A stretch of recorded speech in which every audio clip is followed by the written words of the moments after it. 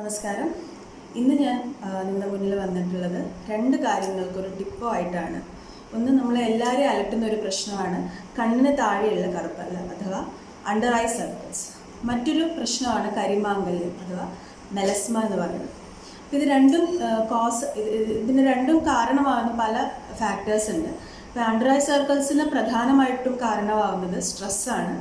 അതുപോലെ തന്നെ ഉറക്കമില്ലായ്മ, മൊബൈലിൽ ഓവർ യൂസേജ്, അങ്ങനെയുള്ള പിന്നെ ചിലപ്പോൾ ചിലരിൽ ഹോർമോണൽ ചേഞ്ചസും കാരണവും ഈ അണ്ടർ ഐ സർക്കിൾസ് വരാറുണ്ട്. അപ്പോൾ അതുപോലെ തന്നെ മെലസ്മ അഥവാ കരിമങ്കല്യം, നമുക്ക് ഇവിടെയായിട്ട് ഒരു ബ്രൗണി പാച്ച് അല്ലെങ്കിൽ കുറച്ചൊരു ഡാർക്കിഷ് ആയിട്ടുള്ള ഡിസ്കളറേഷനെയാണ് നമ്മൾ കരിമങ്കല്യം എന്ന് പറയുന്നത്. അപ്പോൾ ഇതിൻ്റെ കോസായിട്ട് പറയുന്നത് ജനറ്റിക് ഫാക്ടേഴ്സ് ഒരു കോസാണ്, ജനിതകമായിട്ടുള്ള കാരണങ്ങൾ ഒരു കോസാണ്. അതുപോലെ തന്നെ വൈറ്റമിൻ B12 ഡെഫിഷ്യൻസി മറ്റൊരു കാരണമാണ്. പിന്നെ ഹോർമോണൽ ചേഞ്ച്, പ്രഗ്നൻ്റ് ആയിട്ടുള്ളവർക്കും ഈ ഒരു പ്രശ്നം കാണാറുണ്ട്.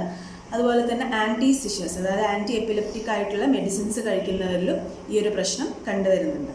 അപ്പോൾ എങ്ങനെയാണ് നമുക്ക് സിമ്പിളായിട്ട് ഒരു ഹോം റെമഡി എന്നുള്ള രീതിയിൽ എങ്ങനെയാണ് നമുക്ക് ഇതിനെ നേരിടാൻ പറ്റുന്നത്?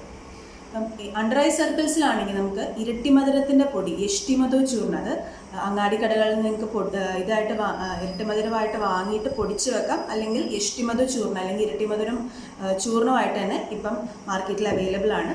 അത് പാലിലോ തൈരിലോ ചേർത്തിട്ട് നമുക്കിവിടെ ജസ്റ്റ് ഒന്ന് അപ്ലൈ ചെയ്തിട്ട് ഒരു 20 മിനിറ്റ് കഴിഞ്ഞിട്ട് തുടച്ച് കളയാം.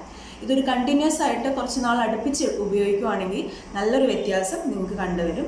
അതിൻ്റെ കൂടെ തന്നെ നിങ്ങൾക്ക് വല്ല കുക്കുംബറോ അല്ലെങ്കിൽ അലോവേരയൊക്കെ നമുക്ക് ജസ്റ്റ് ഒരു കൂളൻ്റ് ആയിട്ട് ഇവിടെ വെക്കാൻ ചെയ്യാം.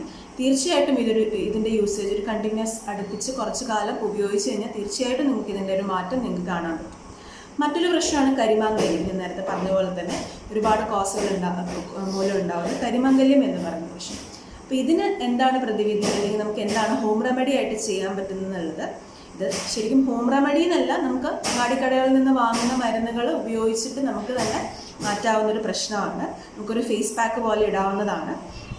അതിന് നമുക്ക് ഉപയോഗിക്കാൻ പറ്റുന്ന രണ്ട് മരുന്നുകൾ എന്ന് പറഞ്ഞാൽ നീർമരുതിൻ്റെ തൊലി, അതുപോലെ തന്നെ മഞ്ചട്ടിപ്പൊടി. ഇത് രണ്ടും സമമായി എടുത്ത് പൊടിച്ച് അത് പാലിലോ തൈരിലോ അല്ലെങ്കിൽ റോസ് വാട്ടറിലോ അല്ലെങ്കിൽ പ്ലെയിൻ വെള്ളത്തിലോ നമുക്ക് ഒരു പേസ്റ്റ് രൂപത്തിലാക്കി അത് ഉള്ളെടുത്ത് കരിമങ്കല്യം ബാധിച്ചെടുത്ത് നമുക്ക് ഇട്ടിട്ട് ഒരു 20 മിനിറ്റ് കഴിഞ്ഞിട്ട് ജസ്റ്റ് തുടച്ച് കളയുകയും ചെയ്യാം. അല്ലെങ്കിൽ അലോവേരയുടെ ഫ്രഷ് ആയിട്ട് അലോവേര ആണെങ്കിൽ നിങ്ങൾക്കത് അതിൻ്റെ ഒരു സ്റ്റെമ്മ് പൊട്ടിച്ച് അതൊന്ന് സ്ട്രെയിറ്റ് ആയിട്ട് വെച്ച് അതിൻ്റെ ഒരു മഞ്ഞ എക്സുഡേറ്റ് ഉണ്ട്, അത് ചിലരിലൊക്കെ അലർജിക്ക് ആയേക്കാം. അപ്പോൾ ആ മഞ്ഞ എക്സുഡേറ്റ് പോയതിന് ശേഷം അതിൻ്റെ ഒരു ഭാഗത്ത് തൊലി എടുത്ത് കളഞ്ഞിട്ട് ജസ്റ്റ് അതിൻ്റെ ആ ഫ്ലഷി പാർട്ട് നമുക്ക് അവിടെ വെച്ചൊന്ന് സ്ക്രബ് ചെയ്തിട്ട് അതങ്ങനെ മാറ്റാം. ഇതിൻ്റെയും ഒരു 2-3 മാസം അടുപ്പിച്ച് നമുക്ക് ഉപയോഗിച്ച് കഴിഞ്ഞാൽ ഉറപ്പായിട്ടും ഇതിൻ്റെ ഡിസ്കളറേഷൻ നമുക്ക് മാറ്റിയെടുക്കാൻ പറ്റും. പൂർണ്ണമായിട്ടും നമുക്ക് മാറ്റണമെങ്കിൽ കുറച്ച് കാലം അടുപ്പിച്ച് ഇതിൻ്റെ യൂസ് ചെയ്യേണ്ടി വരും. എന്തായാലും നമുക്കിത് ഉപയോഗിച്ച് കഴിഞ്ഞ് കഴിഞ്ഞാൽ അതിലുള്ളൊരു വ്യത്യാസം തീർച്ചയായിട്ടും കാണുന്നതാണ്. പിന്നെ അതുപോലെ തന്നെ കരിമാങ്കല്യത്തിൻ്റെ കേസിൽ B12 ഡെഫിഷ്യൻസി ഒരു കാരണമാണെന്ന് ഞാൻ നേരത്തെ പറഞ്ഞു. B12 ഡെഫിഷ്യൻ്റ് ആവുന്നവർ കൂടുതലായിട്ടും ഈ വെജിറ്റേറിയൻസ് ആണ്. കാരണം B12 അടങ്ങിയിട്ടുള്ള ഫുഡ് കൂടുതലായിട്ടും നോൺ വെജിറ്റേറിയൻ ഫുഡ്സാണ്. അതായത് ബീഫ് ലിവർ, ചിക്കൻ ലിവർ, പിന്നെ സാൽമൺസ്, ചാള പോലെയുള്ളത്, പിന്നെ അതുപോലെ ഓയിസ്റ്റേഴ്സ്, തോടുള്ള മത്സ്യങ്ങൾ, ഇതിലൊക്കെയാണ് B12 ധാരാളമായിട്ട് അടങ്ങിയിരിക്കുന്നത്. അപ്പം വെജിറ്റേറിയൻസ് പൊതുവെ ഈ ഭക്ഷണങ്ങൾ കഴിക്കില്ലല്ലോ. അപ്പോൾ അവർക്കതൊന്ന് ബാലൻസ് ചെയ്യാൻ വേണ്ടിയിട്ട് ആപ്പിളിലും അതുപോലെ തന്നെ പഴത്തിലും പിന്നെ ബ്ലൂബെറീസ്, ബീട്രൂട്ടിൽ ഇതിലൊക്കെ കുറച്ച് എമൗണ്ട് ഓഫ് B12 നമുക്ക് കിട്ടുന്നതാണ്. അപ്പം ഡയറ്റിൽ അതുകൂടെ ഉൾപ്പെടുത്താൻ ശ്രദ്ധിക്കുക. അപ്പം നിങ്ങൾക്ക് ഈ ഒരു അറിവ് ഉപകാരപ്രദമായെന്ന് ഞാൻ വിശ്വസിക്കുന്നു.